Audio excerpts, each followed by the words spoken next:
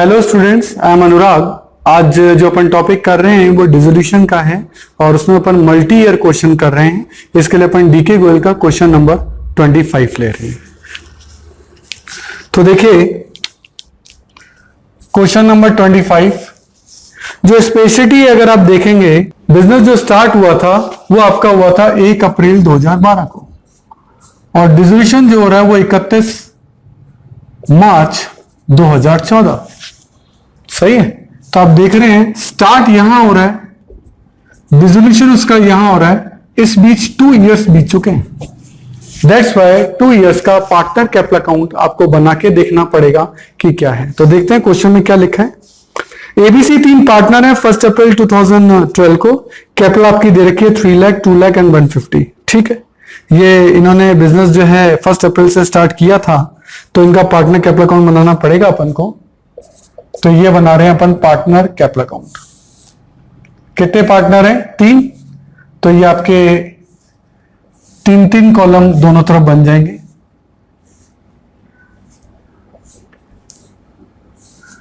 ए B C. ठीक है ना। अब उन्होंने बिजनेस स्टार्ट किया है तो हम यहां लिखेंगे बाय बैंक, और बिजनेस स्टार्ट किया कितनी कैपिटल लगाकर? 3 लाख, 2 लाख एंड 150। 3 लाख, 2 लाख एंड 150। ठीक है।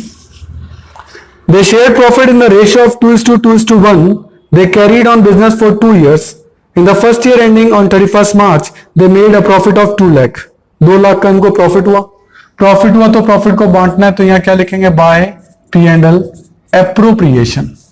2 लाख का प्रॉफिट हुआ है, रेशियो 2:1 आपको दे रखा है, तो 2 लाख रुपीस के प्रॉफिट को 2:1 के रेशियो में हम बांट देंगे।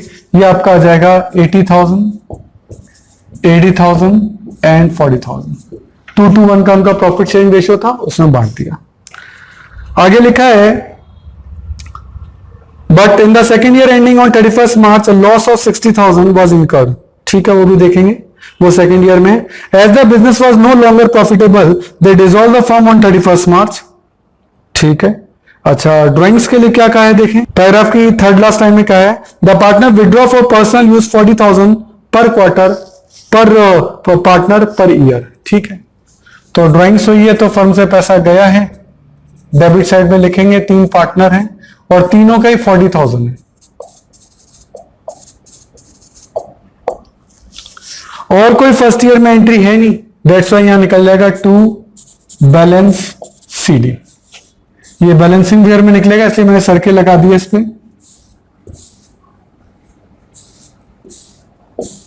क्रेडिट साइड का टोल करेंगे 3,80,000। 380 में से 40 गया तो बचा 340। सही है। ऐसे ही सबके बैलेंसेस निकाल देंगे और ये निकलेगा 240 और ये निकलेगा 150। ये हमने जो अभी अकाउंट बनाया है यहां से लेके यहां तक, ये 2012 का है ना। मैं ये कह सकता हूं कि ये 12-13 का है, लेकिन हमारा तो 14 में एंड हुआ, तो 1 साल का अकाउंट और बनाना पड़ेगा। तो मैं इसको कैरी ऑन करता हूं। ये जो यहां का बैलेंस सीडी है, ये बैलेंस बीडी बन जाएगा बाय बैलेंस बीडी। 340, 240 एंड 150। अच्छा, इसने कहा था 4th लाइन के अंदर कि सेकेंड ईयर में लॉस हुआ 60,000 का, तो प्रॉफिट आपने यहां बांटा था तो लॉस यहां आ जाएगा। 2 P&L एप्रोप्रिएशन, और ये आपके लिए लॉस है। 60,000 का लॉस था, 2:1 में बांट देंगे तो ये आपका आएगा 24 एंड 12। 2:1 के रेशियो में बांट दिया। नाउ उन्होंने ड्राइंग्स भी तो किए, तो 2 ड्राइंग्स वही 40,000 हर साल चल रही थी हर पार्टनर की, तो ये 40,000 आ गया। और कोई आइटम यहां आपका है नहीं, दैट्स वाई क्रेडिट साइड का टोल करेंगे, उसमें से डेबिट साइड को लेस कर देंगे और यहां 2 बैलेंस सीडी निकाल देंगे। अब हम कहां पहुंच गए?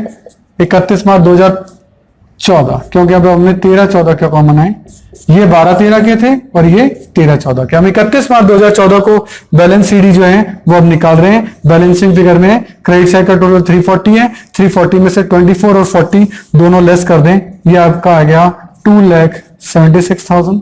240 में से ये दोनों लेस कर दें, ये आपका आ गया 1,76,000 और 150 में से ये दोनों लेस कर दें, ये आपका आ गया 98,000। इस तरीके से पहले आपको 2 सालों की बैलेंस शीट बनानी पड़ी। इससे आपको यह पता लग गया कि कैपिटल जो है अभी कब की बैलेंस निकल गई, ये निकल गया 31 मार्च 2014 की कैपिटल्स।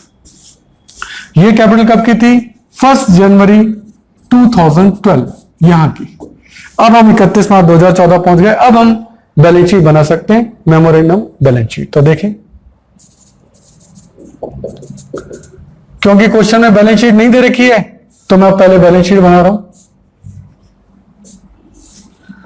ठीक है, ये बैलेंस शीट की लायबिलिटी साइड है, ये आपकी एसेट साइड है, ये इसके अमाउंट्स हैं। कैपिटल तो हमने ये 3 निकाल ही लिए, तो यही वाली कैपिटल इसलिए तो बना है ये अकाउंट। तो कैपिटल अपन लिख देते हैं तीनों की। कैपिटल किस किस की है, ए, बी और सी। ए की कैपिटल है 2,76,000, बी की है 1,76,000 और सी की है 98,000। ये तीनों कैपिटल जो हमने 31 मार्च 2014 को निकाली है वो लिख दी। और 31 मार्च के लिए क्या इंफॉर्मेशन दी गई है देखिए, 5th लाइन में पढ़ते हैं, as the business was no longer profitable they dissolve the firm. हम डिसॉल्व कर रहे हैं। Creditor on that date was 75,000। Creditor खुद नहीं दे दिए, क्रेडिटर कितने के हैं, 75,000। ठीक है, द पार्टनर विड्रू ये हमने देख लिया। एसेट्स रियलाइज ये आगे की बातें। तो बस इतनी चीजें हमारे पास है, एसेट्स की कोई इंफॉर्मेशन नहीं है। तो इसका मतलब ये बात तय हो गई कि बैलेंसिंग फिगर में जो निकलेगा वो हमारी सैंड्री एसेट्स ही होंगी। तो पहले एसेट साइड तो हमें पता करनी हो तो पता नहीं है, तो पहले लायबिलिटी साइड का टोल कर लेते हैं। इन सब का टोल करेंगे तो ये आपका आएगा 6,25,000। तो यहां भी कितना आना चाहिए, 625, क्योंकि बैलेंस शीट की तो दोनों साइडें बराबर होती हैं। पर यहां तो कुछ है ही नहीं, इसलिए इसका मतलब सैंड्री एसेट्स का बैलेंसिंग फिगर में आपका अमाउंट कितना आ गया, 6,25,000।